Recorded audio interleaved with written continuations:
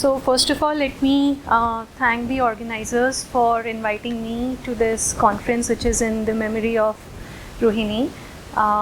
So I have never got a chance to work with her directly, but I have had numerous interactions with her, and I always found her as a super energetic person, no matter what time of the day it was.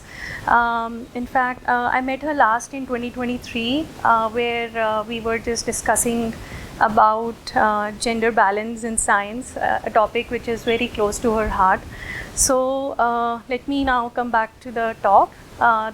This theme is going to be slightly different from the rest of the talks you are attending. So this is going to be heavily detector based, a detector which CMS has envisaged to replace the current NCAP calorimeters for the high luminosity LHC, where we are going to collect around 3000 femtobarn inverse of data. So there is going to be a major upgrade for HLLHC, but I'm going to focus only on the NCAP calorimeter, where the radiation is going to be pretty dense. So the current NCAP calorimeter, or the current electromagnetic calorimeter, this is made of lead tungsten crystals. This is the barrel part and this is the NCAP part. And thanks to this calorimeter that we could see a bump in the diphoton invariant mass spectrum back in 2012, and also in the 4-lepton channel, thanks to this excellent ecal energy resolution. However, this detector is evolving with time, and you can see in this plot. So as the collisions are happening after every 25 nanoseconds, many particles hit the front face of the electromagnetic calorimeter, and as a result, it's becoming opaque, meaning it doesn't give any light output. So we keep on shining laser on it to monitor its transparency. And what you see on this plot on the top canvas, so the y-axis is the light output when we shine laser to it relative to what it was in 2011. X-axis is the time axis going from 2011 to 2022. So you can just focus on this region, the cyan color and the orange color for now, because this is the more in the NCAP region where the radiation is very high. And you can see that it's degrading so fast, the light output, and in fact currently it has lost 96% of its light due to aging. So this is the situation now, which means in high luminosity LHC it's going to be even worse. So we have simulations done to look at the impact. So on this left plot you see the quadrant of the CMS detector, and what you see here is just the radiation each part of the detector receives. So as you go from red color to orange to yellow to green, the radiation levels are decreasing. And so the innermost detector the innermost part of the detector is going to receive huge radiation, around 1 megagray. And the outermost is slightly lower because you're going away from the beam axis. It's around 3 kilogray, but it is still higher compared to what we are getting now. As a result of it, you can see how the transparency or the light output is going to decrease. So on the right plot, you can just focus on the cyan color, which is the light output after 3000 femtobarn inverse of data as a function of the pseudo rapidity. So you can see at the highest eta level, it's practically opaque. So no matter how energetic particle you're shooting on the electromagnetic calorimeter, it's just giving out nothing. So and the way, if we keep on staying with this detector in the ecal NCAP, you can see how the resolution is evolving. You can just focus on these green arrows, and 3 plots are for different integrated luminosity. So the resolution is going to go from 4% to 7% to 20% at 3000 femtobarn inverse, which is really insane. So we cannot stay with the current detector, definitely. And not just that, every 25 nanoseconds we have we have not just one hard collision, it's multiple PP collisions that are taking place. So back in run 1, we had 15 additional interactions. So the tracks were still it was a very clean event. We used to have clean event, but then when we moved to run 2, we had around 35 additional interactions. It was still distinguishable. What we are having right now, ongoing, 60 to 80 interactions, it's really messy, but we can still work with it. However, when we reach the high luminosity LHC, it's going to become a soup of everything. You cannot distinguish anything in one event from the other. So clearly the current NCAP calorimeters have to be replaced by radiation hard detectors. So that already gives you an idea of what kind of calorimeter we want. So we want something which is radiation tolerant up to 3000 femtobarn inverse. We want to have good timing resolution so that we can reject these additional TP interactions, meaning the pileup. And we want a very granular detector so that again we can have effective particle flow, good object reconstruction. So we are going to replace this current NCAP calorimeter, which is a 220-ton object, with a 250-ton object high granularity calorimeter, which is a sampling calorimeter. Meaning, so current is the homogeneous. We are going to replace it with a sampling calorimeter, which is alternate layers of active material and passive material. And as I mentioned, that the radiation levels are different in different regions of the detector. So the active material is going to be different for different regions. So for the innermost region, we are going to have silicon. In the outermost region, we are going to have scintillators. Now this whole detector will be immersed in minus 35 degrees Celsius of temperature, so you can imagine it's very low. And then we are going to have around 6 million channel, and the amount of silicon is 620 meters square. So you can imagine taking out all of this silicon and placing it on the floor of badminton court. You will end up covering around 7 badminton courts. So you can see what amount of silicon we are going to use in this detector.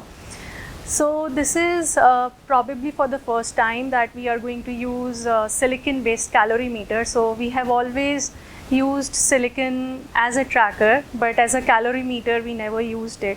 So this is going to be the first time that silicon will be used in calorimetry, and this silicon wafers are circular in shape. So the best area that we can maximize is a hexagon. So this is one hexagon taken out of one wafer, and these are small cells. I do not know if you can see, but there are 192 cells in one wafer. So you can imagine the kind of granularity we are going to have. Each cell is around 1 centimeter square in area. So, and this is the heart of this high granularity calorimeter HECAL detector. This is one module.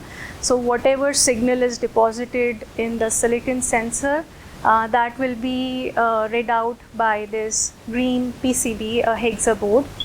And then this is just to give copper, tungsten base plate is just to give the support to this whole thing. And this Kapton shield is just to shield the copper base plate from the high voltage that the sensor is given. So there are many things that I could say, but let me now move to the performance. So we have conceptualized all this detector, but we want to make sure, are we going to get what we expect out of it? We can do simulation studies, but then simulation may not represent the actual situation. So that's why test beams have been taking place starting from 2016, where we looked at the physics performance of this detector. In 2018, in fact, test beam at CERN took place, which was at a very large scale, where we had around 14 layers of the electromagnetic part of the detector and around 12 layers of the hadronic part of the detector. In fact, if we look at the number of readout channels in this detector, that is much more than currently what we are reading out from the NCAP part of our calorimeter. So that tells you what kind of, at such a large scale, we had this test beam. So this high granularity calorimeter is an imaging calorimeter by By this, what I mean is we can actually look at the development of the showers inside it, because it's longitudinally segmented. So if we these are different layers of the detector. So if we shoot a muon in this detector, it's not going to shower because it's a minimum ionizing particle. So it's just going to leave a track or a hit in each layer. You can see this development. Or if you shoot an electron inside this detector, it's going to deposit all its energy in the front part of the detector, and that's what you see, the shower development. Whereas if you shoot pions, these are hadrons, so which means they have a lot of fluctuations in their shower development. So this is a 250 GeV pion shot, one of the pions here depositing all its energy in the electromagnetic part, but in the second event it doesn't do anything in the first layers but deposits everything in the other. So I find this very interesting, that you can just image how the shower is developing in different layers of the detector. So now in order to understand the performance, how the electromagnetic showers are going to look like in terms of resolution, energy resolution. So we just shot several energy positrons starting from 20 GeV going to 300 GeV in the detector, and then looking at the spread and the mean of the distribution. So if you look at the mean of these distributions as a function of the beam energy, so you can see it's quite linear, which is good. That is what we expected. And if we look at the spread of this distribution, you can see as a function of the energy, this is how a typical energy resolution curve looks like. So the energy resolution is around 0.6%, and this is what we were expecting out of it. So it's very good to see it's performing as we expected in terms of the energy resolution. So now if we look at the timing is the second thing that I was mentioning, that we wanted to be around 30 picoseconds in the timing resolution. So in the same test beam, we measured the timing of these showers with respect to micro channel plate detectors. So these are the detectors which were placed just before the test beam setup, and these MCPs had a timing resolution of 9 picoseconds. So these could be used because they have better than the whole setup. So we looked at the timing resolution of the showers, and you can see as a function of energy, you can focus on the black and the orange curve. So black is the data and the orange is simulation. You can see timing resolution of around 50 picosecond could be observed again, which is really good. Then again, with the granularity, we would like to look at how the position and angular resolutions are looking like, because this is a necessary ingredient for particle flow, for reconstructing each and individual particle. So what we did was use the delay wire chambers as the reference, because these have again very good position resolution, and then looked at the position in each of the layers, and then this could give us an idea of the position resolution and the angular resolution. And you can see the top is the position resolution, it's around 0.6 mm, and the angular resolution is 5 millirad. To compare with the current detector that we have in the barrel, we have around 5 millirad of angular resolution. So again, this is as expected. Now coming to the hadronic showers, because these are very tricky.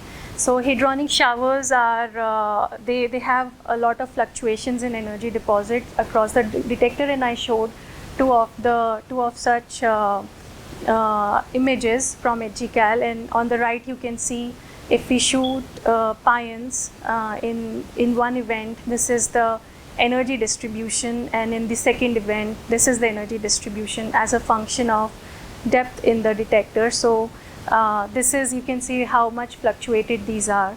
So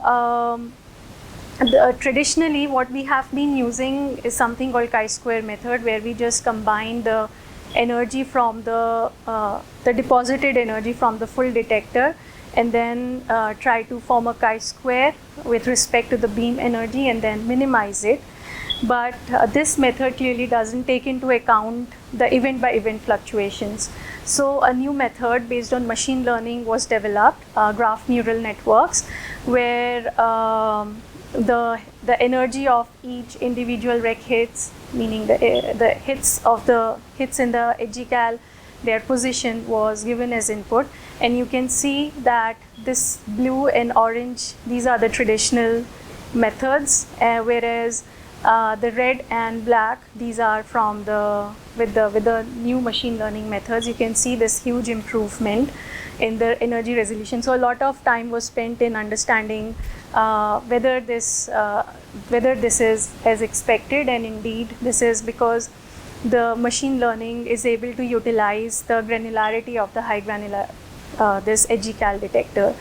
So, well, that brings me to my end of the talk. So, although I did not really tell what kind of challenges it is going to bring in terms of engineering, data transfer, etc., but it is going to be quite challenging. However, we are really waiting for this to start delivering data. So, yeah, I can take questions.